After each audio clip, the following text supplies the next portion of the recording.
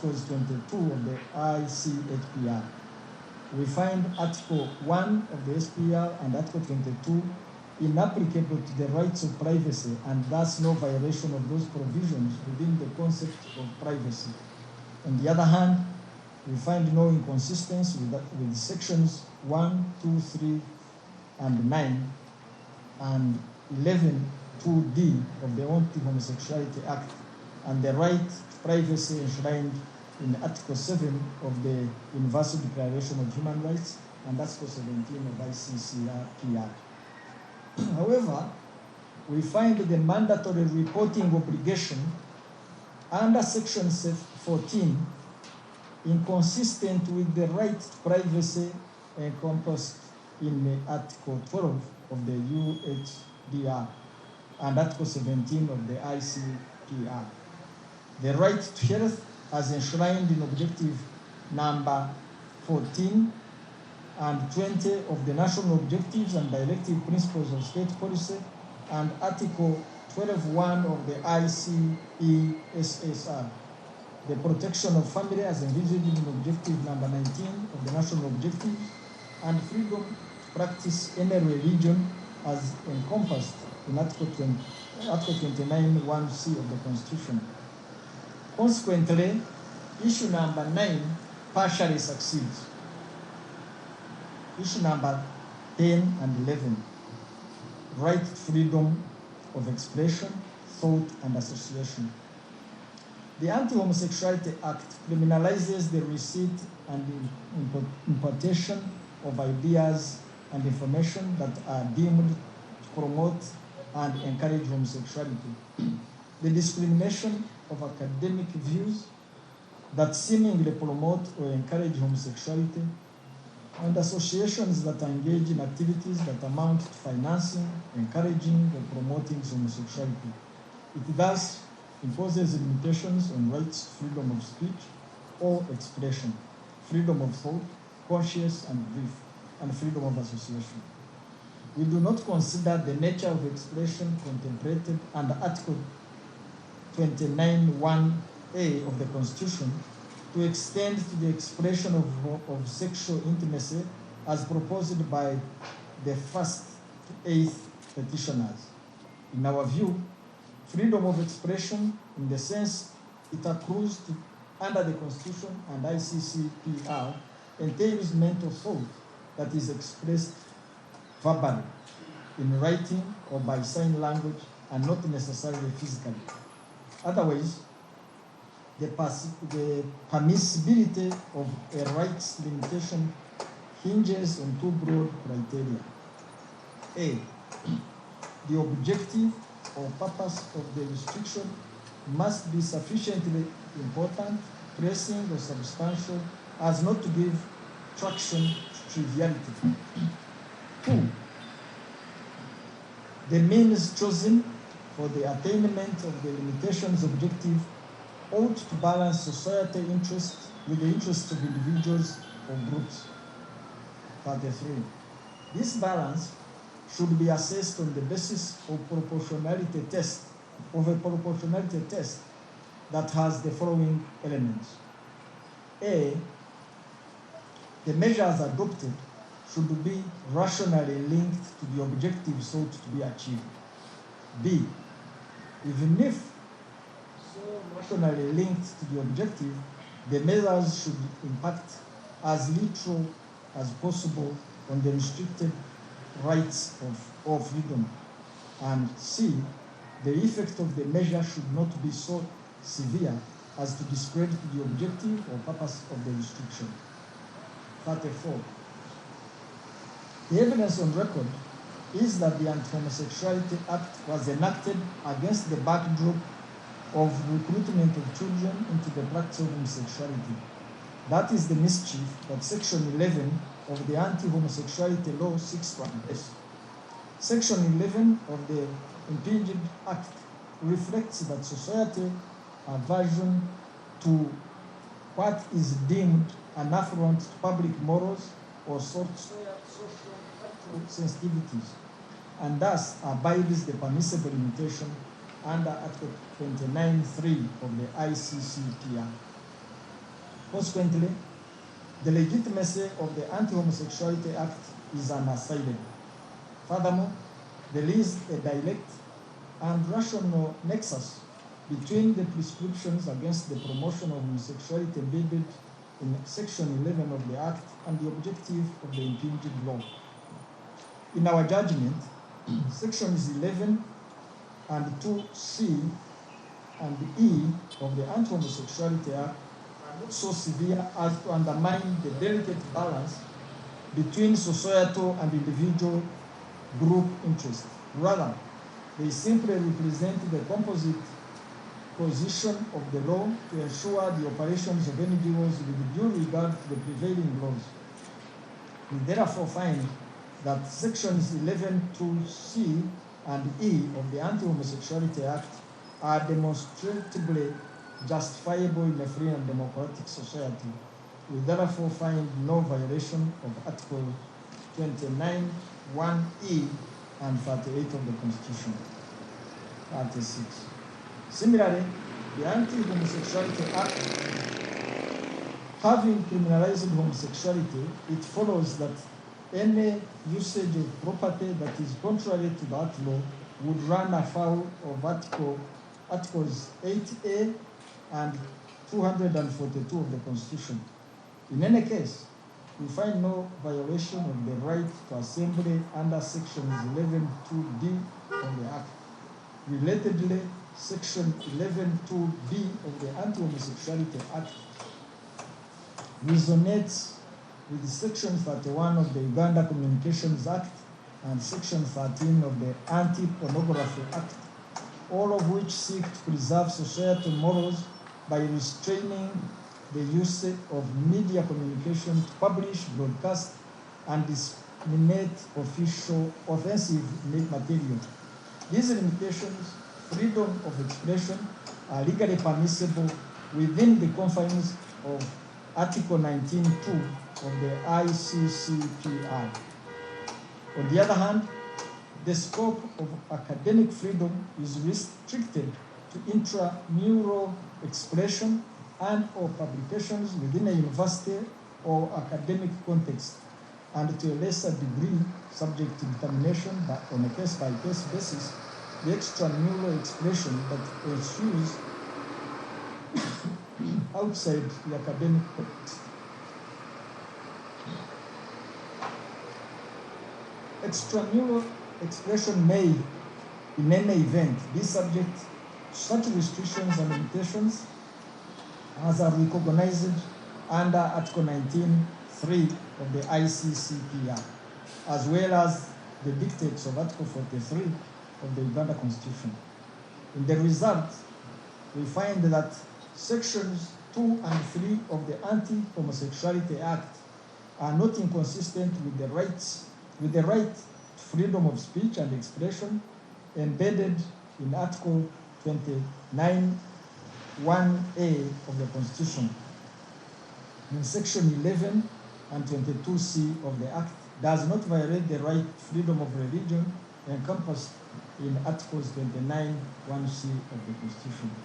Furthermore, we find Sections 11 and 2B, C, and E of the Act to represent permissible rights limitations within the confines of Article 8A and 43 of the Constitution, and therefore constitutional. Accordingly, issue number 11 and number 10 and 11 fail. Issue number 12, the right to practice profession, carry on lawful occupation, and business. The nature of economic rights envisaged in the individual rights to practice one's profession and carry on any lawful occupation, trade, or business. With the greatest respect, we do not abide the view that the right of religious leaders or organizations to enjoy the uninterrupted use of their leased premises or cater for disadvantaged persons necessarily mandates them to constitutional protection for persons so housed that are engaged in unlawful activities. We therefore find no violation of Article 40, Article 2 of the Constitution by Sections 11(1), 2D and E of the Anti-Homosexuality Act. On the other hand, we respectfully find no nexus between sections 2, 3, and 9 of the Anti-Homosexuality Act and Article 42 of the Constitution. Sections 2 and 3 of the Anti-Homosexuality Act create the defense of homosexuality. These are not occupations, not trade or business. Neither, for that matter, is the use of promises for homosexuality that is prescribed under Section 9 to an occupation, trade, or business. In any case, Section 9 of the Act does not obliterate anyone's right to their profession, occupation, trade, or business. With regard to Section 12 and 13, Articles 43 of the Constitution permits limitations to constitutional rights that are by the Constitution itself.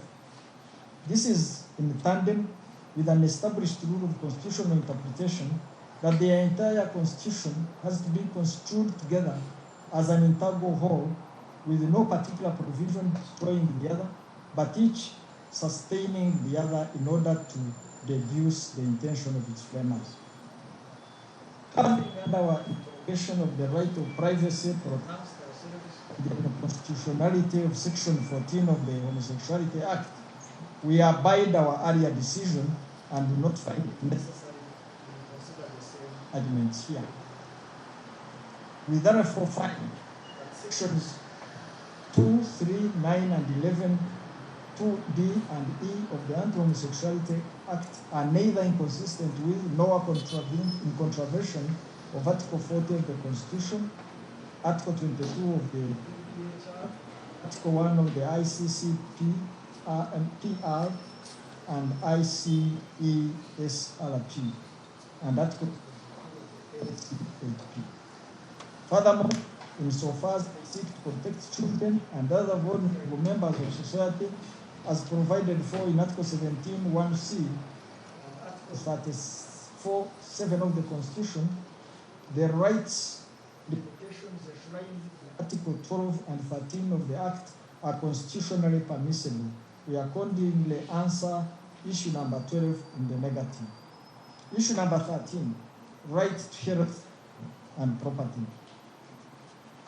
The petitioners argue that Sections 2, 3, 12, and 13 of the Act hinder the right to LGBTQ1I and Ugandans pursue their social and cultural development as guaranteed under Article 22 of the UDHR, Article 22(1) of the ACHRP, and Article 1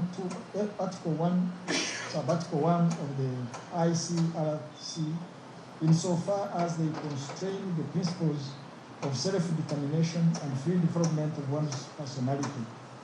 The constitutionality of Article 2 and 3 of the anti-homosexuality law vis-a-vis the rights of self-determination and personal self-development were interrogated alongside the right of dignity and social protections under issue 8 above.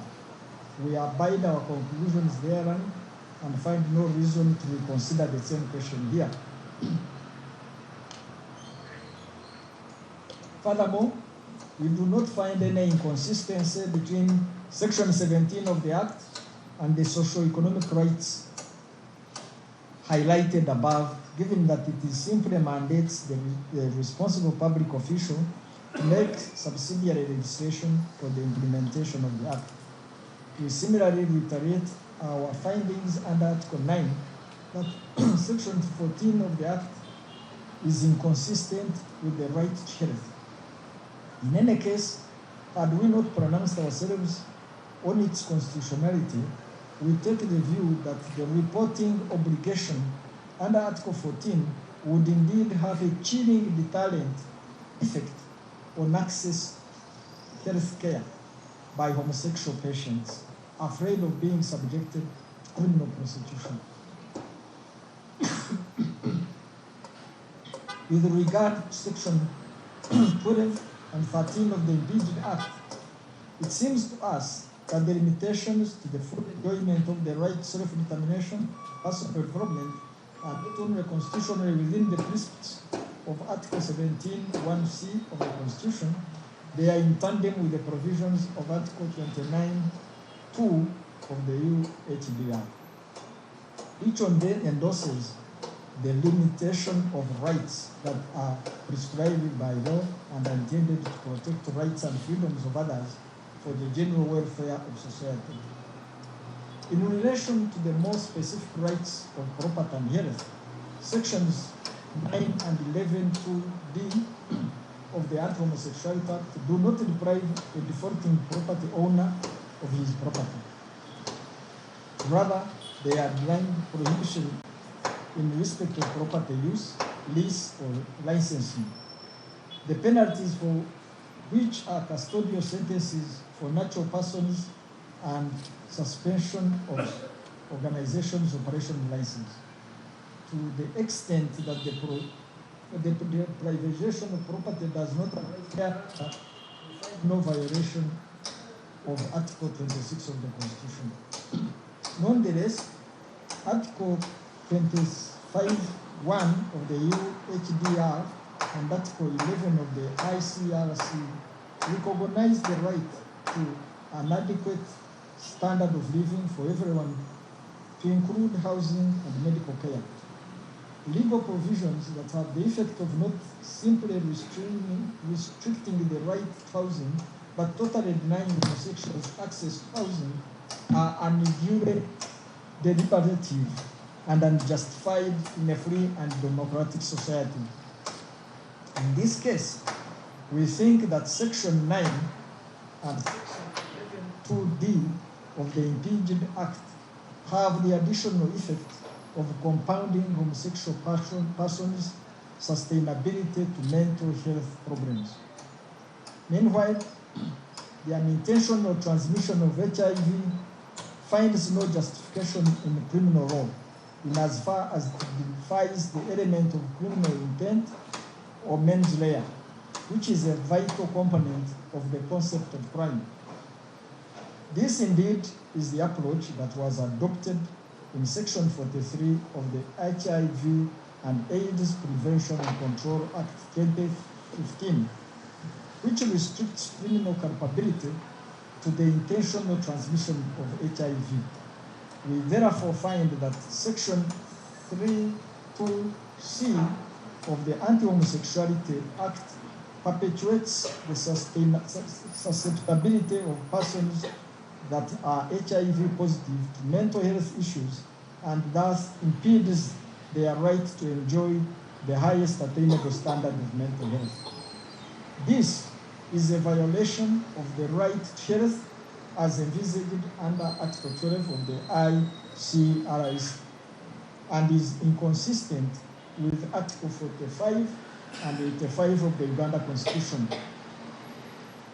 With regard to Sections 1, 2, 3, 6 of the Act, we find that the Uganda National Health Policy constitutes significant policy interventions directed at particularly vulnerable section of society, the LGBTQ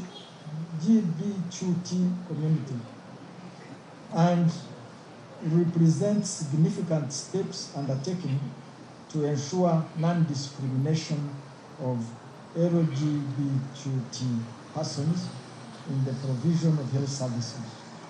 With specific regard to HIV/AIDS interventions, we are aware that attempts to legalize against homosexuality dates back to 2014, where the first anti-homosexuality bill was passed. Before that, the country had historically included on statute books the crime of unnatural offenses that would have included anal sex. There is no evidence to support the view that apparent aversion to homosexuality was any less then than it is today, but despite the existence of these laws, Uganda made significant progress in the right to health with specific regard to HIV/AIDS. Against that background, it is inconceivable that the enactment of anti-homosexuality law would so impact the trajectory of HIV prevention, treatment and control in Uganda as to amount to demonstrable retrogression. In any event, the Committee on Economic, Social, Cultural Rights did, in general comment number 14, highlight the 4 elements of availability, accessibility, acceptability, and equality, AAA2, which are considered essential to the enjoyment of the right to health by all, as enshrined in Article 12, Sub-Article 2D of the ICESCR. Acceptability in that context requires that health facilities, goods and services are respectful of medical ethics, cultural appropriate age, and gender sensitivity. In the words of the Human Rights Face Sheet number 31 of the Human Right of the Right to Health, they should be medically and culturally acceptable. We construe this to mean that all persons and organizations that serve in the health sector, particularly community-led and community-based NGOs, should be mindful of the law, policies and cultural sensitivities of communities within which they operate, and refrain from conduct or activities that defy them. Communities affected by HIV, as well as any lingering societal or substructural contradictions in respect of HIV-related services, resources, and tools, ought to be approached accordingly. In the result, we find that Section 3.2c violates the right to health enshrined in Articles 12.1 of the ICESCR and recognized under Article 45, 287 of the Uganda Constitution, while Article 9 and 11.2d of the Anti-Homosexuality Act are inconsistent with the right to adequate standard of living enshrined in Article 25 of the Universal Declaration of Human Rights and the right to health enshrined in Article 12 of the ICESCR, both of which are similarly recognized under Article 45 and 87 of the Uganda Constitution. However, we do not find Sections 1, 2, and the rest of Sections 6, 11, and 2E and E of the impinged Act to be inconsistent with or in contravention of Objective 14B and 20 of the National Objective and Directive Principles of State Policy, or Articles 45 and 87 of the Constitution. Consequently, issue number 13 partially succeeds. Issue number 14, remedies available to the parties. The petitioners sought a myriad of remedies that essentially call for the nullification of the entire Anti-Homosexuality Act 2023. Having held as we have in the body of the judgment, we decline to nullify the Anti-Homosexuality Act 2023 in its entirety. Neither would we grant a permanent injunction against its enforcement. We, however, adjudge sections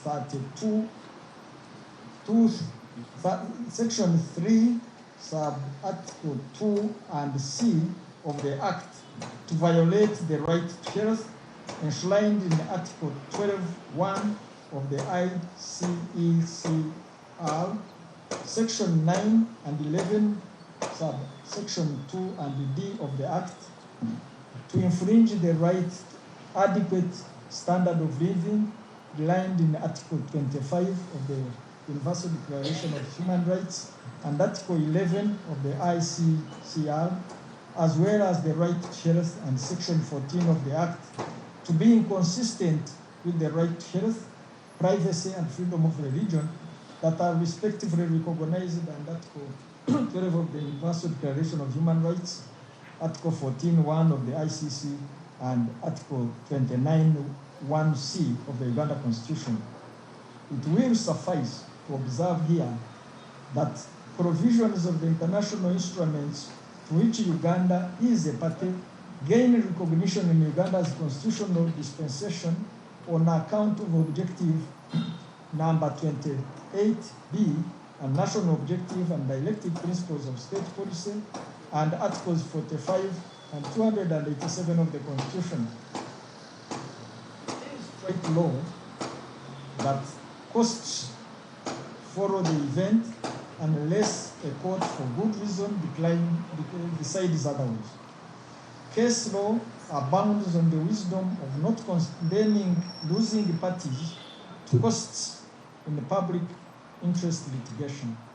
It is abundantly clear that this petition has conversed matters of grave national importance and immense public interest. Consequently, the circumstances of this case do not warrant a departure from the general rule on costs.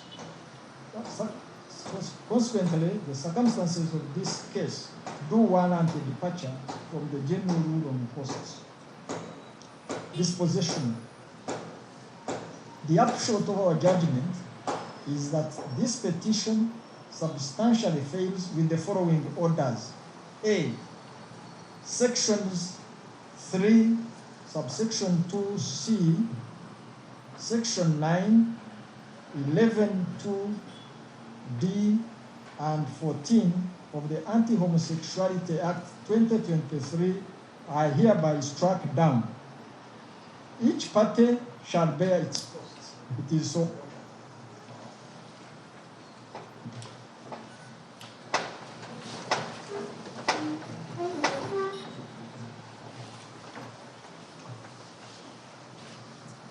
The full judgment shall be issued to the parties and advocates and the general public.